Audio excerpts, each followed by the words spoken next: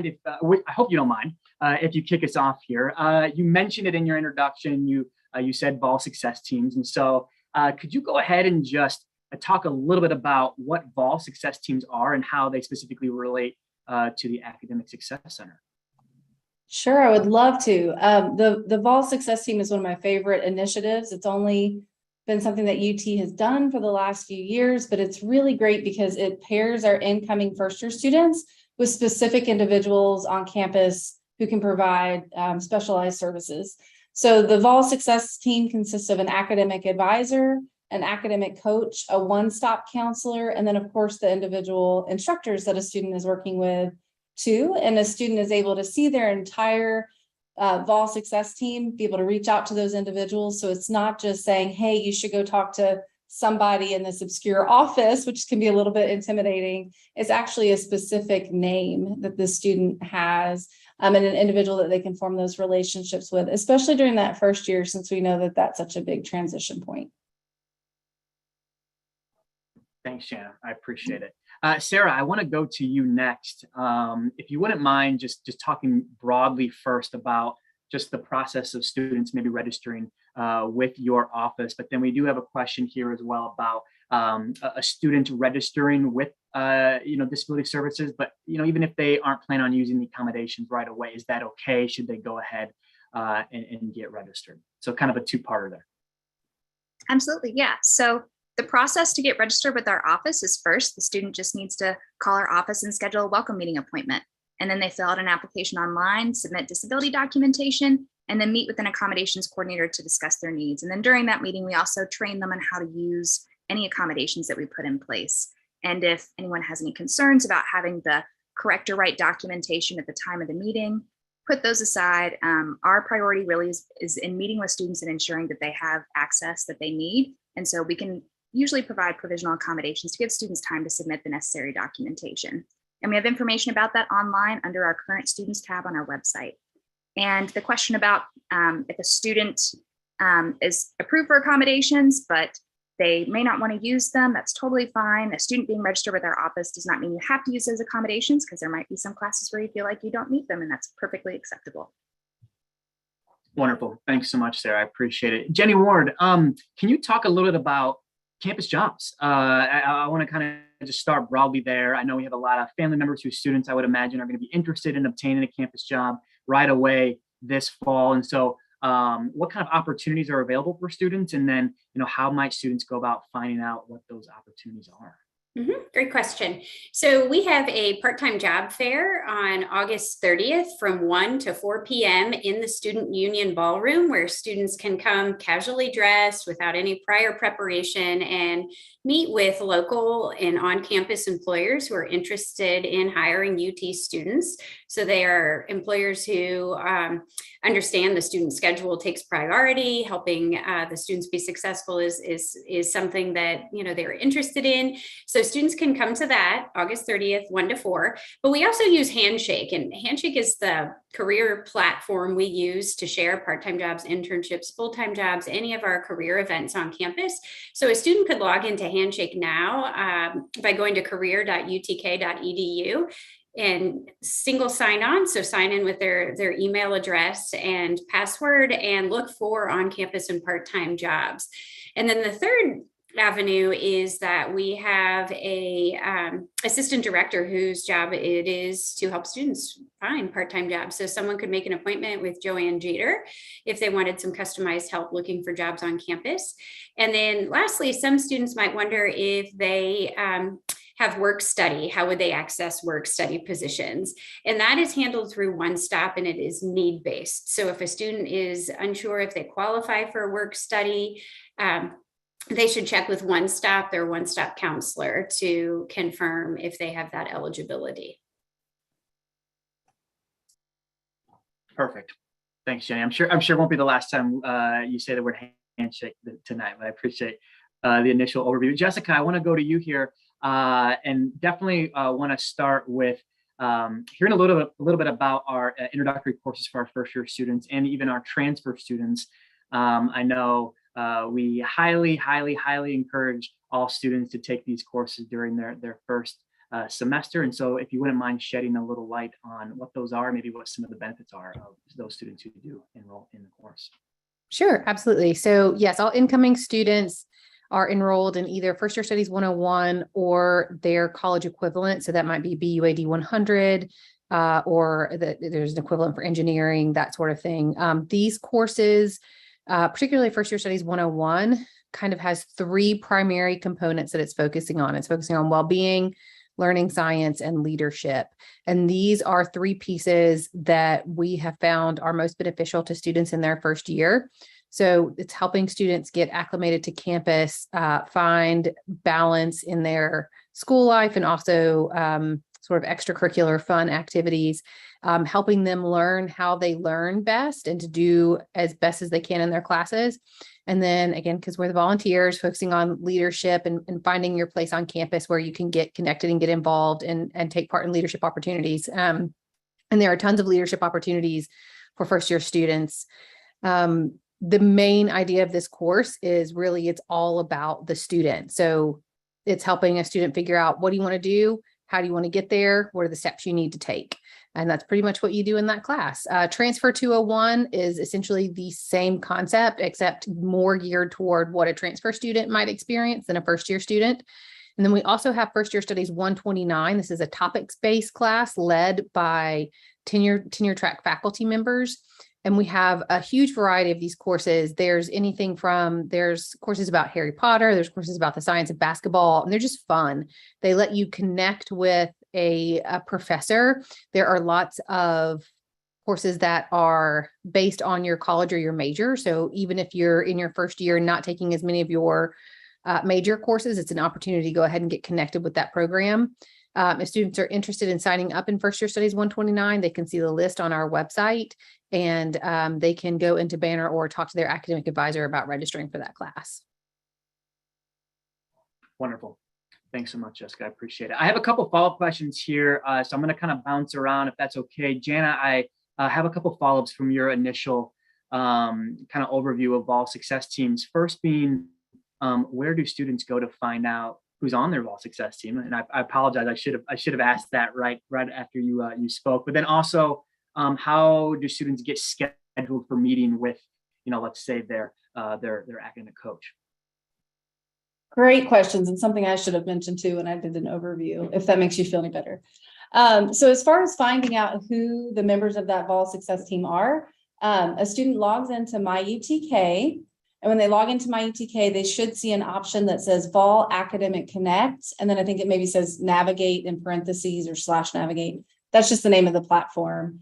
And if a student will click on that, it'll open up a new tab, and in that new tab is the students' it's not their academic record, but it's their Vol Academic Connect information, which includes on the right-hand side near the bottom, or actually I think it's up near the top on the student view, it says Vol Success Team, and it has all of those various members of the Vol Success Team. And it also very conveniently has a little envelope that you can click on and email those individuals directly, which is another nice feature of that. Full disclosure though, if for our incoming students for the fall, they're probably not seeing their full list of their Vol Success Team right now. We're still finalizing those relationships. We should have them within the next couple of weeks, and certainly before the start of classes. As far as scheduling with individual members, one I mentioned, just contacting them is certainly fine, using that little envelope icon. That's perfectly okay. Our academic coaches will be reaching out to students at the very beginning of this semester. They'll send out a welcome email, say who they are.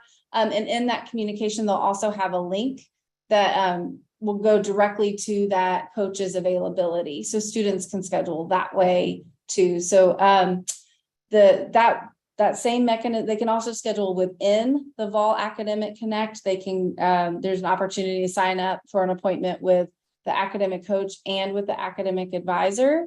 If the student's trying to get a hold of One Stop, that's a little bit different. Usually the student would just contact One Stop directly. It's 865-974-1111. Called it many times myself. Or onestop@utk.edu. Or if you're on campus, they're over in the ground floor of Hodges Library, and they certainly love talking to students. face-to-face as well. So lots of different ways to get a hold of us, contacting offices, emailing those individual members directly, or just clicking on an email link, because our teams are reaching out to students directly as well to that UTK address.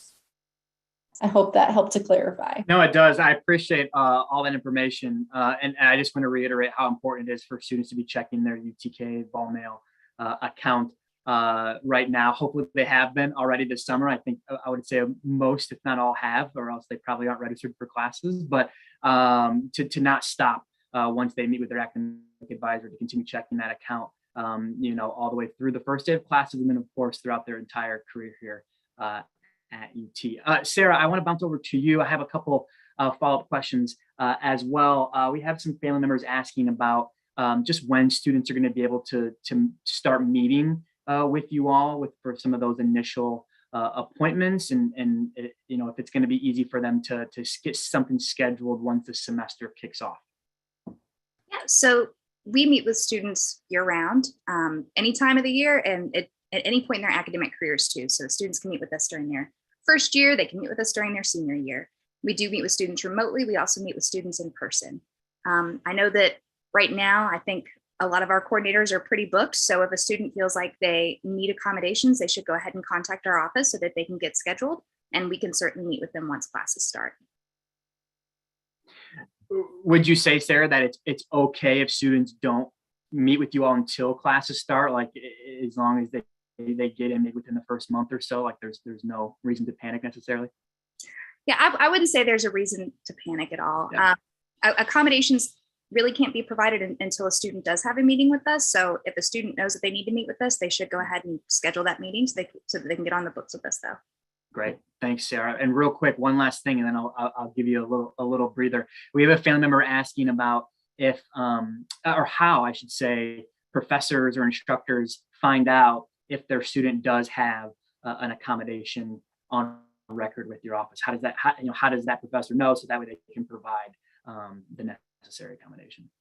Yeah, so we have a student portal that students utilize to notify their instructors that they have accommodations, to schedule exams to take in our testing center, to potentially utilize note-taking services or communication access services. We really have one centralized system to make it really easy and straightforward, and also give students complete autonomy over how and when they use their accommodations that they're approved for. Thanks, Sarah. Appreciate it. Jenny, we have a few questions coming in talking about work study. And if there is a different location for those students who have been approved for work study or know that they want a work study approved job, if there's a different spot that they need to go to find those. Yes, that's a great question. So all the positions in Handshake are paid positions. The work study positions are need-based, and a student would be able to confirm if they have financial aid eligibility through their one-stop counselor. They might have gotten notice in their My UTK portal. So they have to go in and accept that federal financial aid package. And then there's a website that's hosts all of the work study positions on campus. So the best way to go to that or to find that information, One Stop has onestop.utk.edu/work study has some FAQs that can walk a student through confirming their eligibility and how they would look for those positions. So the work study positions are listed on this website as $9 an hour, and that's pretty consistent with other paid positions on campus. Other part-time jobs may pay more than that, maybe even by several dollars, the ones on the strip or around town. So the pay does vary, but we would direct anyone with questions about work study eligibility to One Stop and then to their My UTK portal to see if they have that access. Thanks, Jenny. Appreciate it. Jessica, I have a few questions here asking, is it too late to enroll in, in FYS? I think, if the family members or even the students don't see it on their schedule, who knows what happened during academic advising appointment? Like, are they able to still get registered for a section at this time? Yes, absolutely. Students can still register for a section. You can go into Banner and the same way you added your other classes and see what's available and register for those for 101, 129, or 201 equally. If you're having trouble, feel free to reach out to our office. I'll put our office email in the chat and you can send us an email. Easy enough. Appreciate it, Jessica. Jana, I want to go back to you. I know your office does so much more outside of all success teams. And so I want to give you an opportunity to highlight some of those. Do you mind shedding some light on maybe some of the tutoring and supplemental instruction resources that all of our students are going to have access to during their time at UT? Yes, thank you so much for asking. So one very large arm of the Academic Success Center is the Vol Study Center. And they are located in several different places on campus, which is one kind of exciting thing for accessibility. We also have, so part of the Vol Study Center would include study sessions, which are formerly known or more commonly known as tutoring. So one-on-one opportunities for a student to meet with a peer who has taken a class before, performed well in it, has been trained to be a tutor working one-on-one with students. And our tutors, we have tutors available in a very wide variety of subjects.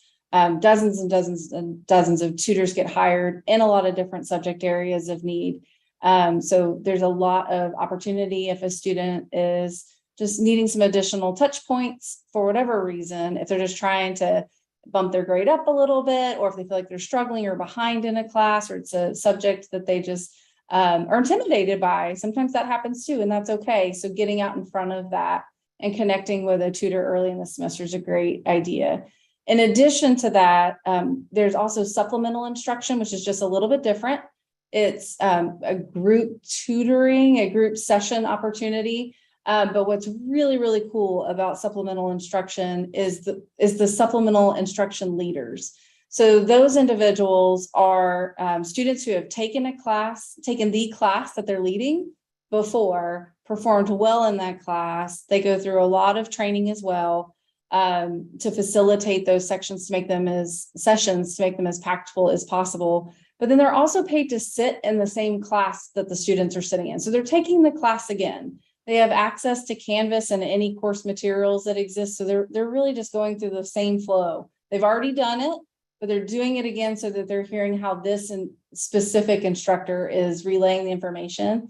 And then that just provides another touch point for students so that they're just getting more contact with the content, which is incredibly important. So those supplemental instruction leaders will work with the instructor. They'll be sending out announcements, letting students know that this is a course that has supplemental instruction, and when they're holding sessions, where they're holding sessions, that some of the instructors supplemental instruction, sorry, got tongue-tied, will hold remote sessions. So that's another way that it's a lot more accessible now than it probably used to be.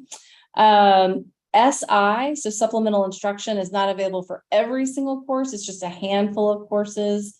Chemistry is an example that comes up a lot, but there's always supplemental instruction for chemistry. So on our website, so if families will go to studentsuccess.utk.edu, and then over on the left-hand side, within the division, they'll see a department, Academic Success Center. That's us, that's me.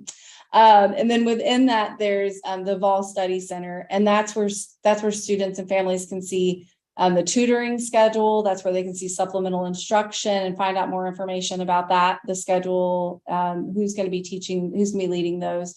That schedule for the fall is probably not live on the site yet, but as the semester gets underway, it certainly will be loaded there as well. Jana, just one quick follow-up, and I appreciate all that great information.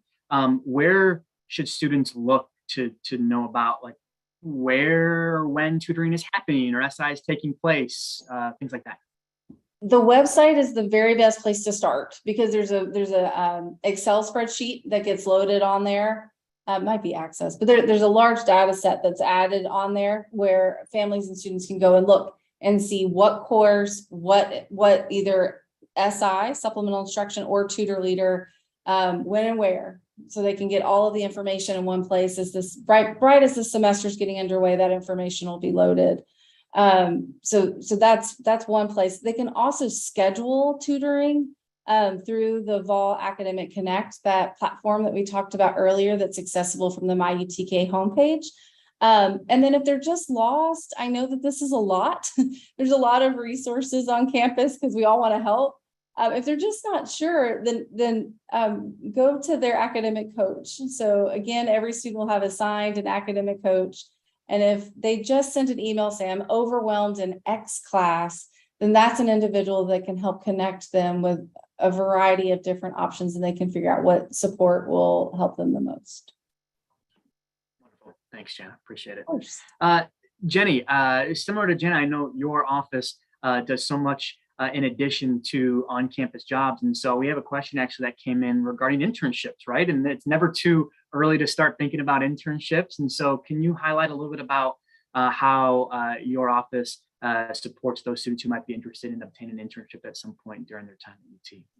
Yes, so we love students to be thinking about that as early as their first year. But in reality, most students don't intern until after their second year, and it usually is in the summer, though there are sometimes internships that take place during fall or spring semester if they're local. And then for our students in engineering, they may be participating in co-op programs where they're interning for a summer and fall, or a fall and spring. So their process may be a little bit different. But we do help with internships. So we have those available just the same as any part-time jobs through the Handshake system. And then we host fairs throughout the year. But our marquee events are in the fall. We have a 3-day job fair series. This year it'll be on the 26th, 27th, and 28th of September, where we have supply chain, STEM and engineering, and then business, retail, and government employers from all across the country. So some local, some statewide, but many who recruit, large corporations that would recruit for multiple cities and locations. So a student as early as their first year could certainly go to that job fair, understand how it functions, just observe how students are interacting with employers and hearing about internship programs or even full-time jobs. But that is also something that they could get specific assistance with from their industry career coach. So at the very beginning, I mentioned the academic and career exploration coaches, and those are the people on my team who largely work with the first year students who are deciding. But once a student is firmly in their major, like supply chain, for example, or English or social work, whatever major it is, then we have industry specific coaches who can meet with students, help them craft their resumes, help them network with employers and alumni in their area of interest, and really provide some customized career development support. And that's really because students across colleges and majors are going to have different types of experiences and different types of employers and different types of connecting. So it's great to think about internships. They could check out fairs. They could look for those internships on Handshake, and then they might also make an appointment with their industry specific career coach. You make all of your appointments with career coaches through the Handshake system. So that's what we'd encourage a student to do. And one other thing I'd like to note is that Handshake is a nationwide system. So if a student is from Chicago, and they want to look back at Chicago, internships in Chicago, they can certainly set preferences to do that. They can save searches, they can look across the country. And so we really appreciate that about the Handshake system. Certainly a local employer to Knoxville could post and say, I'm looking just for UT students, but it's a nationwide network. So students can look beyond just the local UT area for those internships and full-time jobs. Fantastic. Thanks, Jenny. I appreciate it. And if students, want an internship maybe in a year or two, like your office is always, I know, going to be there. And I should mention too, we wouldn't discourage anyone from looking their first year, but what we know is that so the sooner the better. If you want to look, we'd love that. And we know some first year students do intern. We know most employers are looking for students who've had some coursework in the major. And that really is, what drives their contributions to the internship and allows it to be beneficial. But yes, always look, always ask, but most of the students who begin those internships are after their second year. Appreciate it. Sarah, if you wouldn't mind, I have a question here just regarding how often students should maybe meet with SDS and if a certain accommodation that they are trying isn't working, or they might need something different, what's the process to maybe switch it up or try something different? Yeah, those are great questions. So really, a student should meet with us as often as they need to. Typically, we just work on things accommodation and disability related. So if a student's having an issue with a faculty member and they feel like they're not providing an accommodation adequately, if they feel like an accommodation isn't meeting their needs, then they should definitely contact their coordinator. There are a couple of ways that they can get in touch with us. They could send an email. We have an online accommodation request form if the student just wants to update it that way, or they can contact the office to schedule an appointment. Thanks, Sarah. And I should have probably asked this first, but I just think it's an important distinction to clarify that if students had accommodations, or let's say like a 504 plan in high school, that doesn't just automatically carry over to UT. Like they need to still kind of go through you all as a new student on campus and kind of start that process over, correct? Yes, I'm glad you asked that. I've had this conversation 4 times this week already. So yes, the 504 plan does not automatically transfer over, neither does an IEP, neither does an individual learning plan established by a private education institution. Awesome. Thanks, Sarah. Appreciate it. Jessica, I was hoping that you could talk, no surprise, a little bit more about FYS 101, but I think it might be insightful for our family members to hear a little bit more about just like what's going to be different between this class and the other maybe types of classes that our new students are going to be taking, and when it comes to maybe the instructor, the professor for the course, or maybe the peer mentors, things like that. Yes. So the peer mentors, that's a good place to start. So many of the First Year Studies 101 classes have a peer mentor embedded into the section. And so these are students who are second year and above, who are really there just to help support and guide students along the way. They'll meet with their peer mentor once or twice throughout the semester. The peer mentor will also often teach, either lead some activities during class or teach a whole class session sometimes, depending on the peer mentor's experience and how many years they've been working as a peer mentor. So it's a really good opportunity for students to get engaged and meet someone on campus and find someone who can sort of just be a guide, mentor, that sort of thing. In the 101 class, again, the way that this differs from your other classes is this is really all about you, the student, and it's an opportunity to sort of consider who you are and who you want to be, to look at your goals and the steps that you need to get there, and to build community and learn the resources along the way that can help you achieve your goals. So like I said, the first part of the class will focus on well-being. We are using a book called You Thrive.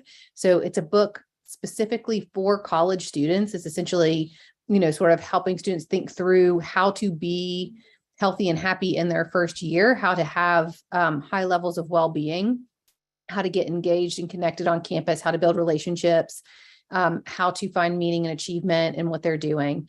Again, the second piece is the learning science piece. We're using a book called Teach Yourself How to Learn by Dr. Sandra McGuire, and that helps students figure out what is the best way to learn and study for their individual classes. We often find that what students have done to be successful in high school is maybe needs some tweaks in terms of how to be successful in the college setting. And the class time will specifically talk to students about the best way to study for chemistry, the best way to, learn your math concepts, that sort of thing. So it should be a really helpful, useful, beneficial class and time well spent for students. I think, did I answer all of this question? Nailed it. Thanks, Jess. Appreciate it. Let's see here, folks, just a friendly reminder, we have about 5 minutes left. Okay. And so if you have any lingering questions, I know we've covered a lot of ground tonight. And so hopefully you have already gotten your questions answered, but if not, again, 5-minute warning to kind of throw any remaining ones into the Q&A feature here before we wrap up for the evening. Jana, I want to throw it back to you here. You've covered so much when it comes to just academic support, and I think it's fantastic. Can you talk a little bit about just, I guess in your opinion, if a student is struggling with a class, like should they go to the professor or the instructor right away first before seeking out SI or tutoring, or, is there a right way to do it? What are just your thoughts on that?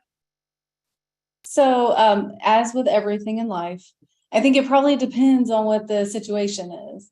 So if the student has a question about their, like, where their grade stands in a moment, or if they have a question about, would like to review a previous exam to understand what they might have meant, what they got right, what they feel like they know, what they feel like they don't know.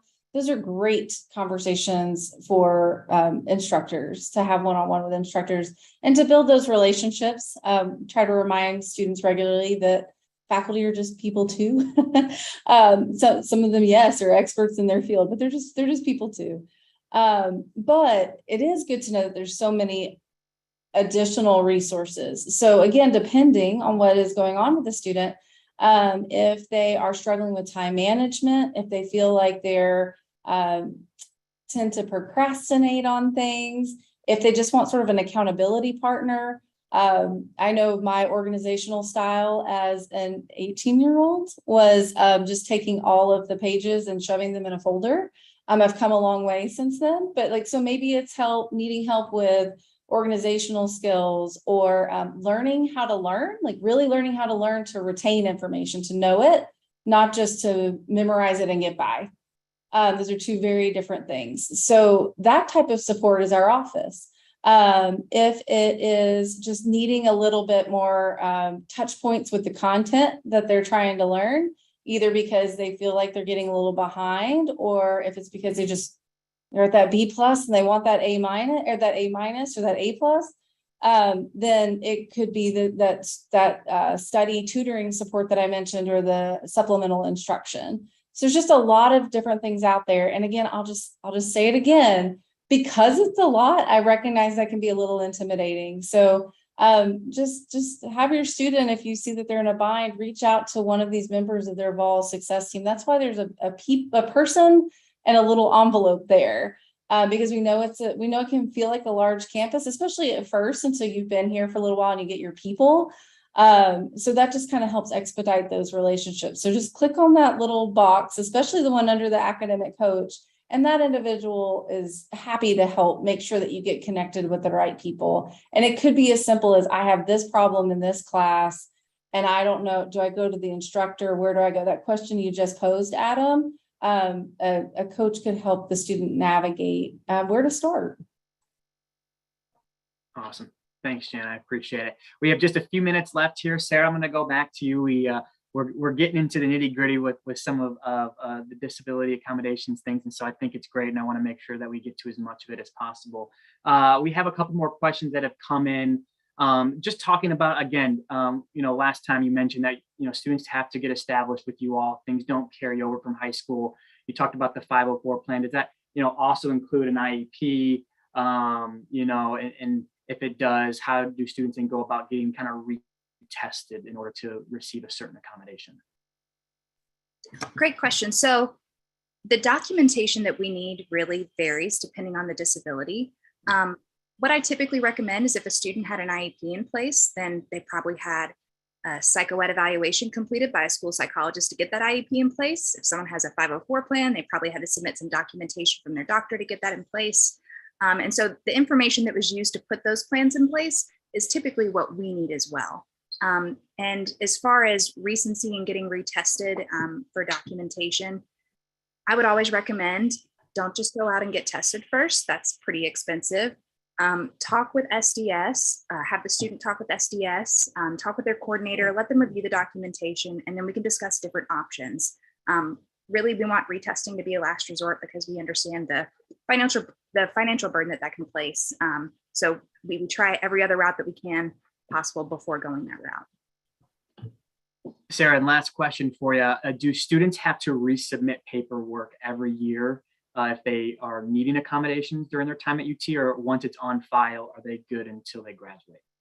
Once it's on file and their accommodations are approved, they are permanently in place until they graduate or leave UT, and they won't need to submit any additional documentation unless there's some sort of new barrier that they're encountering, or they have a new diagnosis that necessitates having accommodations.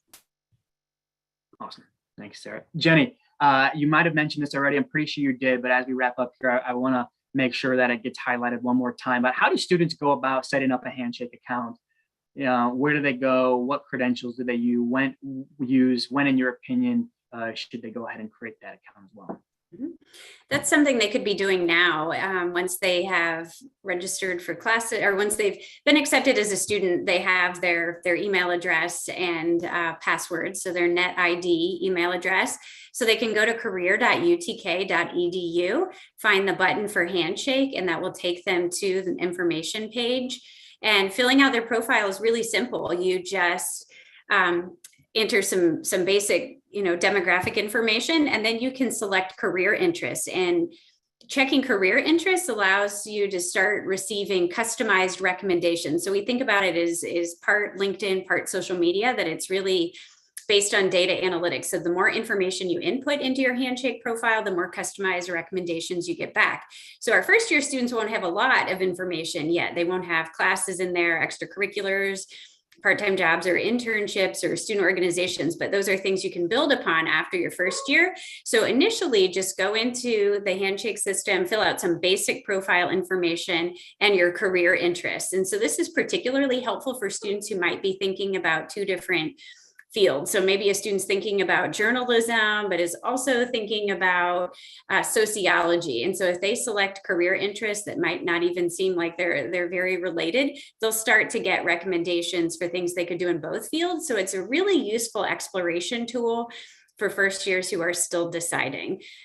So to reiterate, Handshake can be found on career.utk.edu. And then once a student has that URL, or they know, they could also choose to download the app on their phone and then just look for positions and follow career event notifications that way.